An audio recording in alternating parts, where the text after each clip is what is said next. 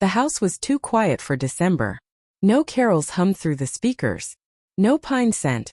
No twinkling lights dancing on the living room walls. Just the distant hum of the refrigerator and the muted tick of the grandfather clock that used to lull me to sleep when David was a boy. Now it just marked time between silences. When my phone buzzed that morning, I'd half expected my daughter-in-law Elise to send her annual "What should I bring?" text for Christmas Eve. Instead, her message was short, almost casual. "Hey Margaret, we're spending Christmas at my mom's this year. You should just relax at home, Red Heart." I stared at it, reread it 3 times and felt my chest tighten like someone had pulled a string around my heart. Relax at home? Christmas had always been our thing. David carving the roast, Elise sipping wine by the fire, me sitting at the piano while little Lucas built Lego castles on the rug. I called her right away. The call went to voicemail.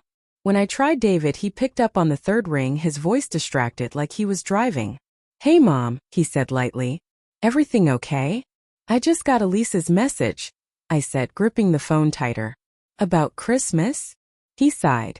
That small, resigned kind of sigh that told me he'd already discussed this. "Yeah, Mom, her family's been asking to have them for a few years. You know how it is. We'll do something with you after New Year's, okay?" After New Year's. I swallowed hard. "I see. Of course. You go have fun." I hung up before my voice broke. That night I couldn't sleep. I sat by the window, looking out at the snow-covered cul-de-sac, the frost forming lace on the glass. It wasn't just loneliness clawing at me, it was something else. Something like humiliation. I'd helped raise their son. I'd babysat, cooked, covered for them when they needed time away. And now suddenly I was being told to stay home. The next morning I decided to bake. It was what I did when I needed to think. Cinnamon, sugar, motion. It calmed the noise in my head. I made cookies, bread, even an apple pie, but by noon I was just staring at the flour-dusted counter, realizing none of it mattered. I kept replaying Elise's tone in that text. Too cheerful. Too dismissive. By evening I poured myself a small glass of wine and opened Facebook. I wasn't proud of it, but I searched her name. Her recent post was a selfie in a kitchen. Not mine, captioned. "Can't wait for a cozy Christmas with family, Red Heart." The background caught my eye. A granite countertop I'd never seen. A cabinet color I didn't recognize. Something in my gut twisted. "Family," she said. But which one? I clicked on her mother's profile. A different kitchen entirely. So whose house was she in? I scrolled further until I saw David's tagged photos from earlier that week. A few smiling shots from his office party, and one candid picture, him standing beside a woman. Not Elise. She was laughing, tilting her head toward him. His hand was on the small of her back. The caption, "Our favorite accountant keeps the office running." I stared until my vision blurred. My pulse pounded in my ears. No, David wasn't like that. He'd always been quiet, devoted. I'd seen him care for Elise through her mother's illness, stay up late helping Lucas with projects. He couldn't possibly. But the way he looked at that woman, I recognized it. The same warmth, the same small smile he used to give Elise. My stomach dropped. For a moment I hated myself for even suspecting it. I closed the laptop, but the image wouldn't leave me. The hand, the smile, the familiarity. Something was wrong. The next morning I made a decision. If they didn't want me for Christmas, fine. But I would see for myself where they really were. I booked a flight for Christmas Eve. Destination Denver. Elise's mother lived there. Or so I'd always believed. I'd visited once years ago after Lucas was born. The thought of showing up unannounced made my stomach churn, but I needed to know. I packed light, a coat, my worn leather bag, a box of homemade cookies. Something about bringing them felt defiant, like carrying a piece of my dignity with me. When I arrived at the airport, the terminal buzzed with families in red sweaters and children dragging stuffed reindeer. The air smelled of cinnamon and jet fuel. I checked my phone. Still no messages. No "Merry Christmas, Mom." No "See you soon." The plane took off into gray clouds. I tried to read, but my thoughts kept circling. What if I was overreacting? What if I'd imagined it all? Maybe the woman in that photo was just a coworker. Maybe they were truly spending Christmas with Elise's family, and I was about to embarrass myself. But deep down I knew. That small tremor in my chest wasn't just fear. It was instinct. When I landed, Denver was buried under a blanket of snow. I rented a small SUV and drove toward the address I had for Elise's mother, Sylvia. The neighborhood looked different, new houses, newer cars. I stopped in front of a blue Colonial with white shutters and Christmas lights twinkling across the porch. But something felt off. There were no extra cars in the driveway. No laughter. No sign of a gathering. I sat there, engine running, my breath fogging the window. Then as I was about to step out, a voice startled me. "Can I help you?" A woman in a red coat stood on the porch. Not Sylvia. "Sorry," I said quickly. "Does Sylvia Baxter still live here?" She shook her head. "No, she moved out about a year ago. We bought the place in spring." I froze. "Do you know where she moved?" "No idea, sorry." She gave me a polite smile and disappeared inside. I stood there, snow gathering on my coat, heart hammering. So Elise had lied. If they weren't spending Christmas here, where were they? I got back in the car, fingers trembling, and pulled up my phone again. I scrolled through David's posts, Elise's feed, nothing new. Until in one of Elise's story highlights, I noticed a location tag I hadn't noticed before. Aspen Chalet, December 22nd. Aspen. Not Denver. Not her mother's. I zoomed in on the background, a rustic cabin, fairy lights strung along a deck, snow-dusted pines behind them. Elise was holding a mug, laughing. David wasn't in the frame. But the reflection in the window, barely visible, showed a man standing behind her. And it wasn't my son. I stared at that reflection until my vision burned. The man behind Elise had broader shoulders than David. His hair was darker. His stance familiar in a way that scraped something inside me raw. I took a screenshot before the story disappeared, my fingers shaking. The timestamp read 2 days ago. So she was in Aspen. And not with my son. My breath came in shallow bursts as I sat in that car, the heater blowing uselessly against the chill in my bones. I could have called David right then, demanded answers, but what would I even say? "Your wife's in Aspen with another man, and you told me to stay home?" No. I needed to see it myself. I booked a room at a small inn 20 miles outside Aspen. The drive was long and white and endless. Mountain roads curving through walls of snow and dark pines that seemed to lean closer the higher I climbed. I kept replaying moments with Elise. Her soft-spoken politeness, the way she'd always smile just a second too late when I hugged her, the faint edge in her compliments. I'd ignored those cracks for years, telling myself she was just reserved or shy or protecting boundaries. But maybe she'd been keeping distance for another reason entirely. When I finally reached the inn, it was past 9. The sky was heavy with stars, the air crisp enough to sting my lungs. Inside, the lobby smelled of pine and wood smoke. A young woman behind the counter smiled warmly as I checked in. "Here for Christmas?" she asked. "Yes," I said, managing a small smile. "Visiting family." She handed me the key and wished me good night. In my room, I opened my laptop and searched Aspen Chalet. There were several, but one listing, Snorridge Cabin, secluded luxury retreat, matched the photo in Elise's story perfectly. The listing had a public booking calendar. My eyes froze when I saw it. Reserved December 20th to 27th by Baxter, Elise. No mention of David. My throat went dry.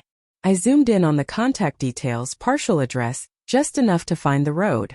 I didn't sleep that night. Every sound, the creak of the floorboards, the soft wind pressing against the window, felt amplified. My thoughts spiraled between anger and disbelief. I wanted to tell myself there was an explanation, some misunderstanding, but my gut said otherwise. By morning I decided. I'd drive there. Just to see. Just to know. The mountain road was deserted, lined with frozen trees that sparkled in the pale morning light. When I turned onto the narrow gravel path that led to the cabins, my hands were trembling so badly I had to grip the wheel tight. Snorridge Cabin sat at the end of the lane, half hidden behind tall spruces. Smoke curled from the chimney, and 2 sets of footprints led from the front door toward a parked SUV. I recognized the SUV. It was David's. For a moment, everything inside me froze. Then, as if on autopilot, I parked a few houses down and watched. The cold seeped through the windshield, but I barely felt it. The door opened. Elise stepped out, bundled in a cream coat and red scarf. Her laughter floated through the quiet morning. And behind her came David. He wrapped his arm around her shoulders, kissed the top of her head, and said something that made her laugh again. For a second, my mind refused to understand what I was seeing. The way they touched, so comfortable, so intimate, contradicted everything. If she was with David, then who was the man in the reflection? I felt dizzy. Maybe I'd been wrong. Maybe the reflection was distorted. Maybe. Then another figure appeared at the door. A woman. Tall. Blonde. Wearing a soft gray sweater that wasn't meant for mountain weather. She carried 2 mugs, handed one to David with a playful smile, and when her fingers brushed his, I saw it. That look. The one from the office photo. The same woman. The accountant. David's gaze softened in a way that made my breath catch. He leaned closer, said something too low to hear, and Elise didn't seem to notice. She was adjusting her scarf, scrolling through her phone. He wasn't just here with Elise. He was here with her. I felt like the ground had dropped away beneath me. I should have driven off. I should have left it alone. But something inside me cracked. Years of quiet acceptance, of being polite, of never interfering. I got out of the car. The crunch of snow under my boots echoed like a gunshot. Elise turned first. Her smile faltered, and her hand dropped from her scarf. Margaret. David's head whipped around, his face draining of color. Mom? What are you doing here? I stopped a few feet away, forcing my voice to stay calm. I thought you said you were spending Christmas with Elise's mother. Elise's lips parted, her eyes darting to David. We changed plans last minute. Oh. I tilted my head. And invited your coworker too? The blonde woman froze, mug still in hand. David rubbed his forehead. Mom, this isn't what it looks like. I let out a bitter laugh. Then you'd better start explaining, because it looks like you're spending Christmas in a love nest, while your wife smiles for photos she doesn't understand. Elise blinked, confusion twisting into realization. Wait, what? The woman set down her mug, her voice tight. David, I think I should. No, Elise stepped forward, trembling. No, you stay. I want to hear this too. David's shoulders sagged. Elise, please. It's not what you think. Then what is it? I demanded. Because from where I'm standing, it looks like betrayal wrapped in tinsel. The wind howled through the trees, scattering snowflakes between us. Finally David spoke, his voice low. It started months ago. Things at home were tense. Elise, you were distant. Always tired, always angry. I didn't plan for this to happen. Elise's eyes filled with tears. You didn't plan to cheat on me? I didn't want to, he whispered. The woman, Mara, I remembered now from the office photo, looked away, shame flickering across her face. I wanted to shout, to shake him, to demand why. But all I could do was stare at the son I thought I knew. You lied to me, I said softly. You told me to stay home while you ran off to hide this. On Christmas. He opened his mouth, then closed it again. Elise turned on her heel and stormed inside the cabin. David followed, begging her to listen. Mara stayed outside, arms crossed, eyes glistening. I didn't move. I couldn't. After a few minutes I heard shouting. Muffled words, glass breaking, then silence. When David came back out, his face was pale. She's gone, he said hoarsely. She took the car. Mara stepped toward him, touching his arm. David. He pulled away. I need to fix this. But as he looked at me, I saw it in his eyes. The dawning realization that there was no fixing any of it. I turned, walking back toward my rental car. The snow had started again, fine and relentless. He called after me, but I didn't answer. Inside the car, my hands wouldn't stop shaking. I'd come to find truth, and I had. But the truth wasn't clean. It was jagged, bitter, and soaked in years of quiet denial. As I started the engine, headlights flared in the distance. A car sped past me down the mountain road. Elise's, I realized, the tail lights disappearing into the white blur. I should have felt vindicated. I didn't. I felt hollow. Because for all the betrayal in that cabin, what hurt most wasn't David's infidelity. It was realizing how blind I'd been. How easily I'd believed the family we presented each holiday. The perfect smiles and photos, the warmth that now felt rehearsed. Snow swallowed the road ahead as I drove away, leaving behind the cabin, the lies, the wreckage of what used to be us. But somewhere inside that numbness, something else was stirring. Not revenge. Not yet. Just the first flicker of it. I spent that night in the inn, staring at the ceiling while the wind screamed outside, rattling the windows like a warning. Sleep wouldn't come. Every time I closed my eyes, I saw them. My son's arm around another woman, Elise's stunned face, the look of guilt that burned through David's calm mask. By dawn, the world outside was buried in white.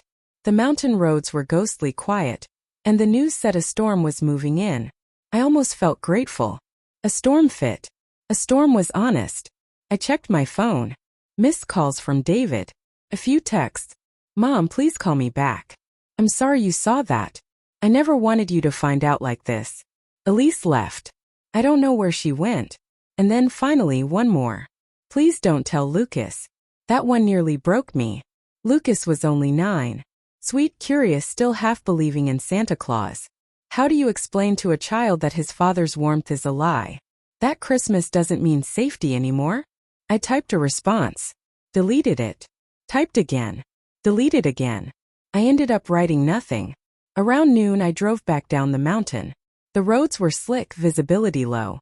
Every turn demanded focus, but my thoughts wouldn't stay still. The image of David's face, that mix of fear and shame, kept flashing before me. He was my boy. My only child. And yet I didn't recognize him anymore. When I finally reached Denver Airport, I didn't check in for a flight. Instead, I sat in the parking lot for a long time, watching people arrive. Couples holding hands, kids dragging toy-filled backpacks, laughter spilling into the cold air. I thought of Christmas mornings when David was little. The way he'd sit cross-legged under the tree, eyes bright, whispering, "Can we open just one?" Somewhere along the way, he'd learned how to hide that wonder, how to perform love instead of feel it. And maybe if I was honest, I'd helped him. I'd taught him to smile through pain, to keep secrets for the sake of peace. When his father left us, when I found those emails, the hotel receipts, the lies, I told David not to hate him.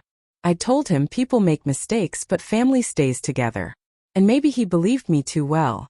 By the time I reached home that evening, my hands were stiff from gripping the wheel. The house was exactly as I'd left it. Cold, silent, a monument to waiting. I turned on the tree lights. The soft glow filled the room, casting gentle shadows across the ornaments. Each one a memory, a frozen moment of who we used to be. Then I saw the framed photo on the mantel. Last Christmas. David, Elise, and Lucas all smiling. I was behind them, my hand on Elise's shoulder, her smile tight, almost forced. I took the frame down. My reflection stared back from the glass, tired, pale, eyes red. That was the moment something inside me shifted. I wasn't just a bystander in their story anymore. I'd been excluded, dismissed, deceived, but not powerless. I sat down with a pen and notebook and began to write. Not letters. Facts. Dates. Phone calls. Receipts. Lies. David had said the affair started months ago. I wanted to know exactly when. I opened my old laptop, the one David had used a few times for work. My heart pounded as I clicked through the user history. Emails. PDFs. Calendar invites. And then one folder. Q3 tax adjustments. Inside, dozens of messages. Some professional. Some not. I opened one at random. I can't stop thinking about you. Aspen was magic. Can't wait until next time. Dated August 14th. For months. For months of lies. For months of pretending to be the perfect family, while he snuck around with a woman from his office. My stomach twisted. I clicked through more messages. There were photos, dinners, hotel rooms, even a selfie in front of that same cabin long before Christmas. It hadn't been last minute. It had been planned. And then I saw something that made me stop breathing. An email chain with his business partner. Subject line. Property transfer inquiry. Attached was a scanned form half completed. The name on the property title. Margaret Ellis. My name. The property, my house. He'd been trying to transfer ownership, to refinance it, I realized, to use it as leverage for a business loan. Without telling me. I felt the world tilt. This wasn't just about infidelity. It was about betrayal at every level. I sat back, numb, as realization settled like ice in my chest. David had used me, my trust, my name, my home. All while building a life of deceit. And Elise, she'd been silenced, humiliated, kept in the dark like me. I closed the laptop slowly, the sound of the latch clicking into place like punctuation. If David had taught me anything, it was that pretending keeps people comfortable. And I'd done enough pretending for one lifetime. I poured a glass of whiskey, something I hadn't touched in years, and stared out at the snow falling softly beyond the window. I thought about Elise. About how she must have driven off into that storm alone, heartbroken and furious.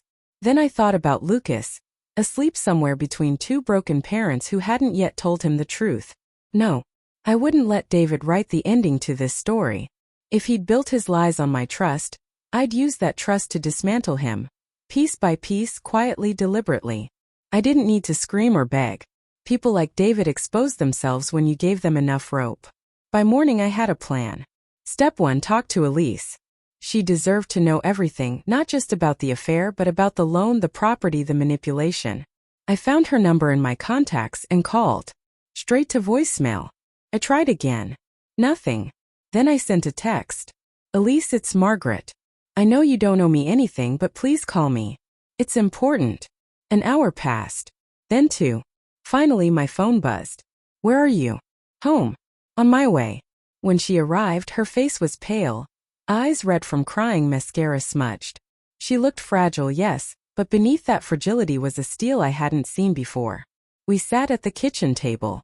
Neither of us spoke for a long time. Finally I said, I went through David's emails. Her eyes flicked up to mine. What did you find? Everything, I said simply. And something worse. I turned the laptop toward her and showed her the property transfer file. Her hand flew to her mouth. He was using your house? I nodded. He needed collateral. I think he was planning to secure a new business loan. Maybe for himself, maybe for her. She shook her head in disbelief. That woman, Mara, she's a partner in his firm. They've been expanding. I thought it was good for him. I thought. Her voice broke. I reached across the table, placed my hand over hers. I know, I whispered. We both thought. For a moment the silence between us felt like mourning, for the men we'd believed in, for the years that now felt wasted. Then Elise wiped her eyes. What are we going to do? That we caught me off guard. I looked at her, really looked. The woman I'd once blamed for taking my son away was now the only person who understood what it felt like to lose him. I said softly, we're going to take everything back. Her brows furrowed. How? By showing people who David really is. Carefully. Quietly. In his own words.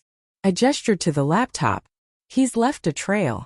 Affairs, financial deceit, betrayal. All of it documented. Elise leaned back, a strange sharp calm settling over her face. Then let's start reading, she said. And just like that, something powerful began to bloom between us, not forgiveness, not yet, but alliance. The kind that could destroy a man. The next few days passed in silence, the kind that hums with unspoken thoughts. Elise stayed in the guest room, barely speaking, but I could feel her moving through the house. A quiet, haunted presence. Sometimes I'd hear her pacing upstairs late at night, her voice breaking through the walls as she whispered into her phone. No, Lucas, Daddy's just busy. You'll see him soon, okay? Every time she said it, her voice cracked just a little more. By Christmas morning the storm had passed, leaving the world outside still and glassy. The snow caught the sunlight like shards of diamonds. It should have been beautiful. It just hurt. We sat at the kitchen table, two women who should have been on opposite sides of the battlefield, united instead by the same betrayal.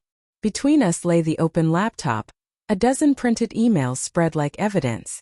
Elise's fingers traced one of the pages absently. You know what hurts most? She murmured. It's not even the affair. It's realizing I've been living next to a stranger. That every I love you was a line in a script he'd already rewritten. I nodded slowly. They always rewrite it. They convince themselves it's love, not selfishness. That makes it easier to keep lying. She looked up, studying me. You've been through this before, haven't you? The question hit like a breath I didn't expect. I stared out the window, watching the branches sway gently in the breeze. Your father-in-law, I said quietly. When David was 15, I found out he'd been seeing a woman from work. I kept it secret for months. I thought I was protecting David. What happened? He left anyway, I said. But not before convincing me it was my fault. That if I'd been more supportive, maybe he wouldn't have looked elsewhere. Elise let out a long breath, her eyes softening. That's the same story David told me. About his dad. He said you were controlling, always suspicious. I never questioned it. I smiled bitterly. No one ever does. People prefer neat stories to messy truths. The clock ticked softly between us. Finally, Elise pushed the laptop toward me.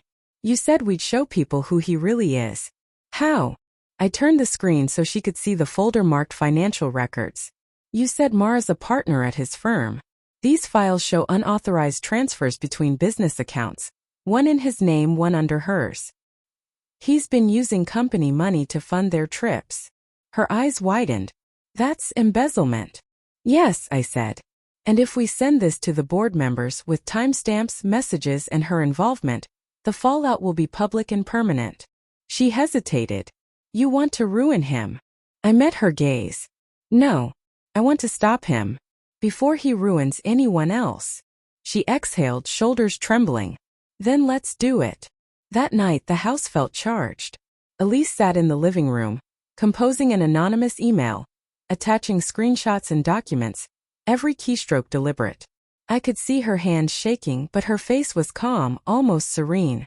When she hit send, something in the air shifted. The invisible chain between us and David snapped. We waited. By morning, the explosion had begun.